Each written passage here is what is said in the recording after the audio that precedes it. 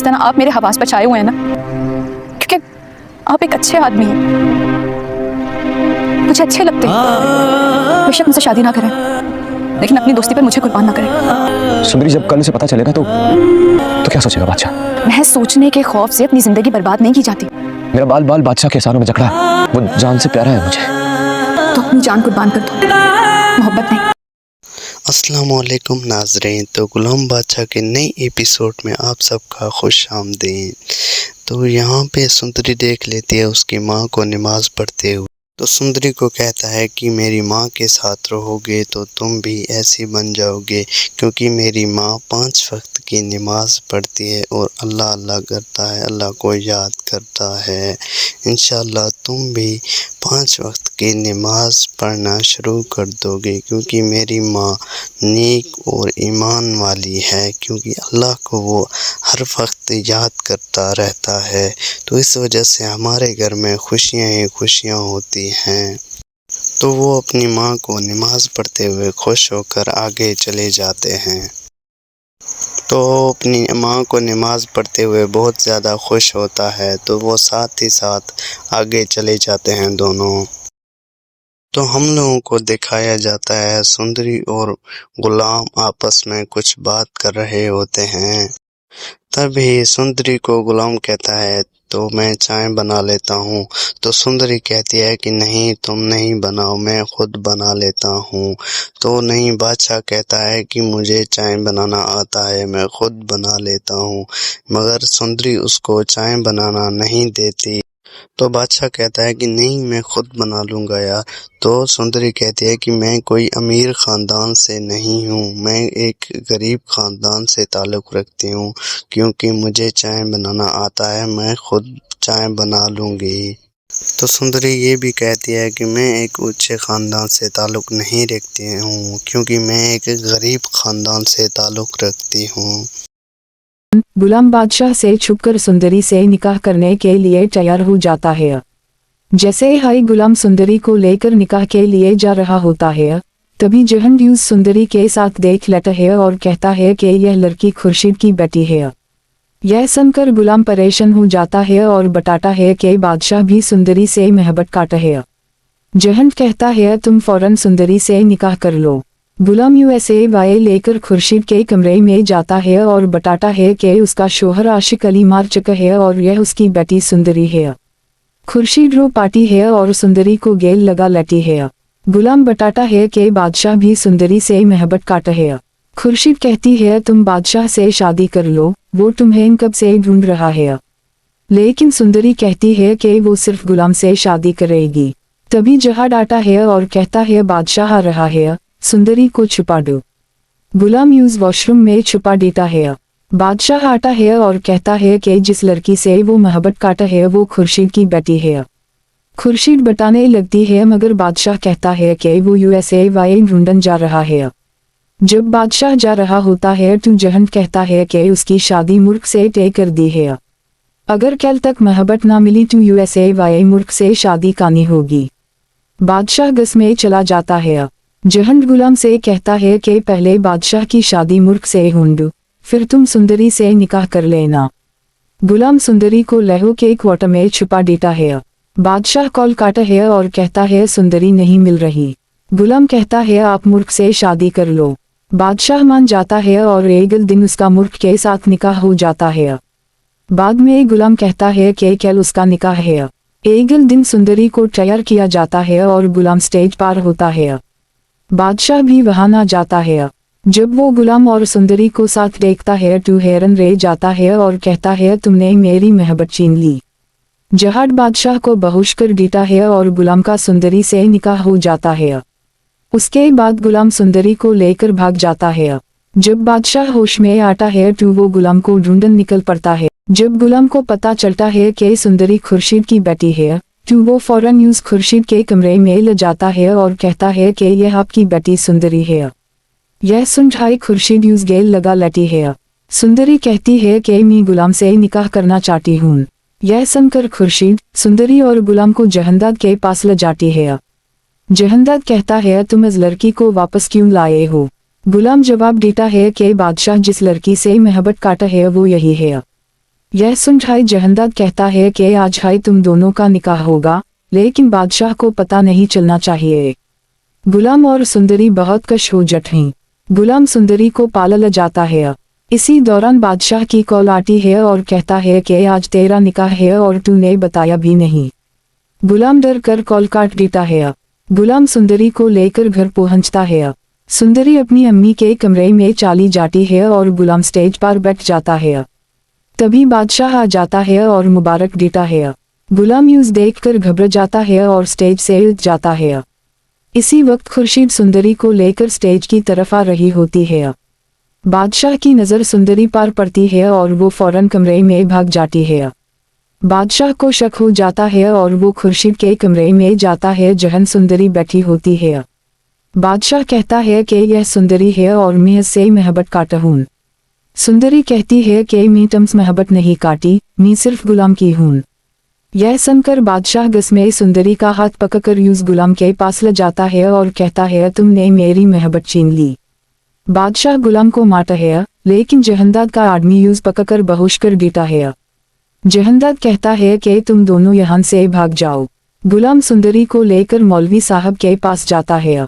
मौलवी साहब निकाह करवटें। पहले ही गुलाम से पूछा जाता है, वो कहता है कबूल है। फिर सुंदरी से पूछा जाता है, वो भी कहती है कबूल है। इस तरह दोनों का निकाह हो जाता है।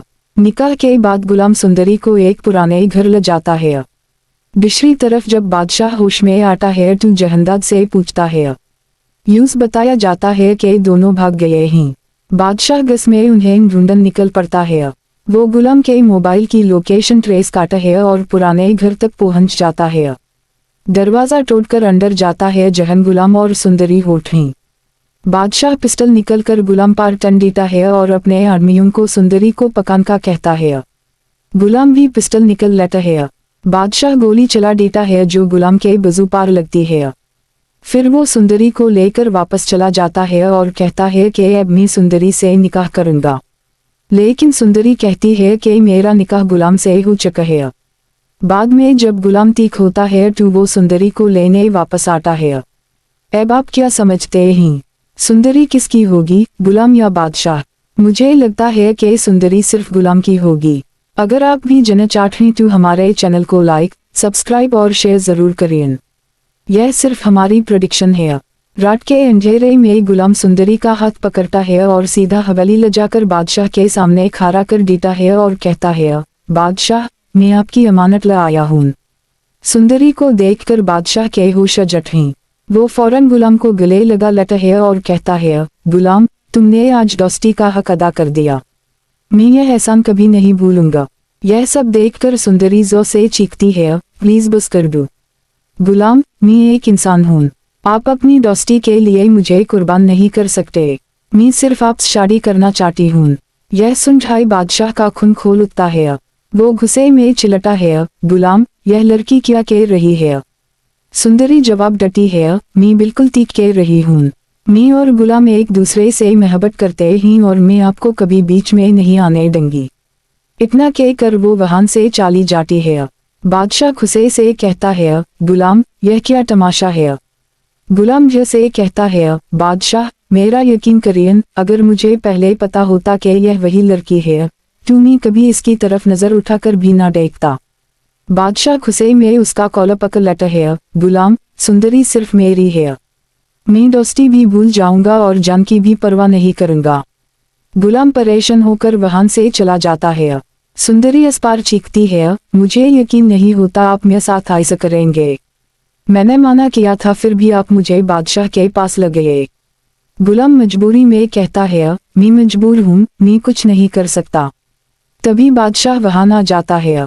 वो सुंदरी का हाथ पकड़ता है और जबरदस्ती खींचने लगता है, ए फ्लैट तुम यहाँ नहीं रहोगी। गुलाम और सुंदरी चीख रहे हैं, लेकिन बादशाह यूं घसीटता हुआ हवेली ले जाता है और जहाज के सामने खड़ा करके कहता है, मुझे अभी के अभी इस लड़की से निकाह करना है। जहाज का चेहरा गुस्से से लाल हो जाता है।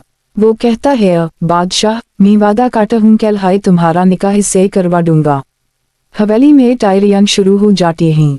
लेकिन जहार चुपके से गुलाम को बुलाता है और कहता है, अभी के अभी बादशाह की नज़र से भागकर उस लड़की और अपनी माँ को लेकर यहाँ से भाग जाओ, वरना मैं तुम तीनों को जिंदा नहीं छोड़ूंगा। रात के अंधेरे में गुलाम सुंदरी और अपनी माँ को लेकर भाग जाता है। लेकिन जब बादशाह को यह खबर मिलती है तो वो पागल हो जाता है। हर जगह उन्हें ढूंढने लगता है, उनका मोबाइल ट्रेस करवाता है और आखिरकार अंत तक पहुंच जाता है। वो सीधा सुंदरी के घर पहुंचता है। अंदर सुंदरी और गुलाम बैठे होते हैं। बादशाह फौरन गुलाम को मारना शुरू कर देता है। मैंने सोचा भी नहीं था कि तू मुझे इतना बड़ा धोखा देगा। यह देखकर गुलाम भी हिम्मत काटा है और सुंदरी के लिए उसके सामने खड़ा हो जाता है। सुंदरी सिर्फ मेरी है और मैं इससे शादी करके रहूंगा। अब दोनों एक दूसरे के खून के प्यास हो चुके हैं। अब क्या होगा? बादशाह उन्हें अपने साथ ले जाएगा, गुलाम को कैद कर देगा या सुंदरी से जबरदस्ती निकाह करेगा? आपको क्या लगता है? कमेंट्स में जरूर बताना। वीडियो पसंद आए तो लाइक करिए और चैनल को सब्सक्राइब करना बिल्कुल मत भूलना। जब गुलाम को पता चलता है कि बादशाह भी सुंदरी से मोहब्बत करता है तो गुलाम अपनी मोहब्बत से पीछे हट जाता है। इसके बादशाह खुर्शीद के पास जाकर कहता है कि वह जिस लड़की से मोहब्बत करता है वह आपकी बेटी सुंदरी है। यह बात पीछे से आंगड़ भी सुन लेता है और खुर्शीद से कहता है कि कल ही बादशाह और सुंदरी का निकाह होगा। यह सुनकर बादशाह बहुत खुश हो जाता है। फिर खुर्शीद सुंदरी से कहती है कि तुम्हारी शादी हंड के बेटे से होगी। लेकिन सुंदरी समझती है कि उसकी शादी गुलाम से हो रही है। उधर गुलाम सुंदरी और बादशाह की शादी की तैयारियां करता है। सुंदरी शादी की ड्रेस पहन लेती है और बादशाह उसे उसके कमरे से लेने आता है।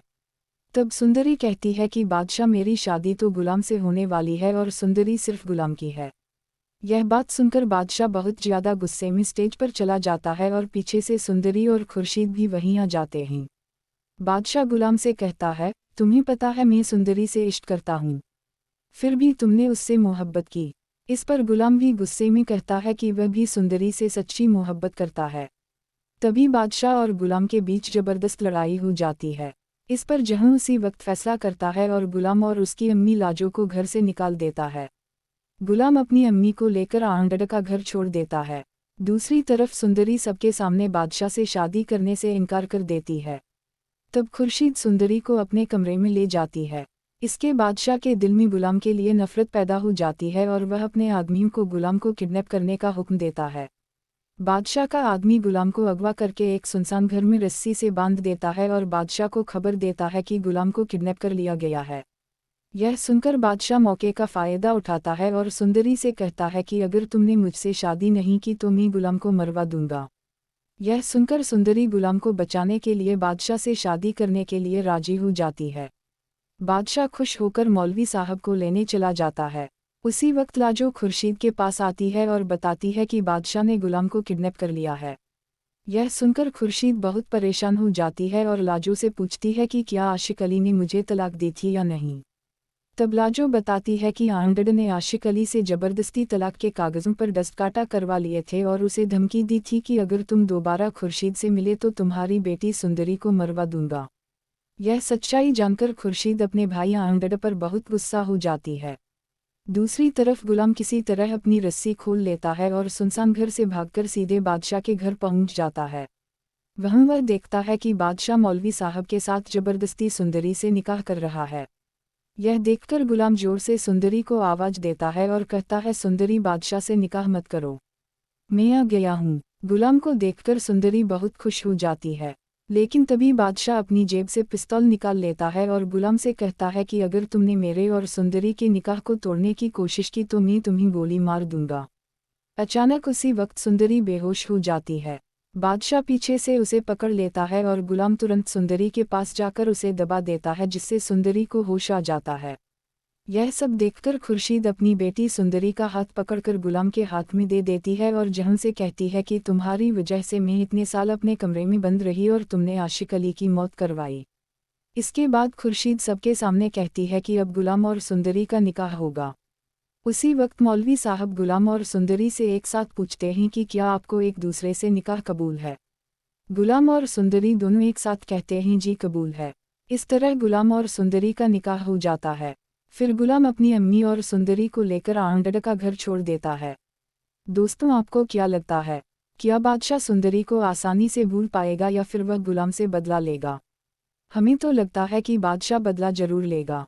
आपको क्या लगता है? कमेंट में बताइए और यह हमारी प्रेडिक्शन है, गलत भी हो सकती।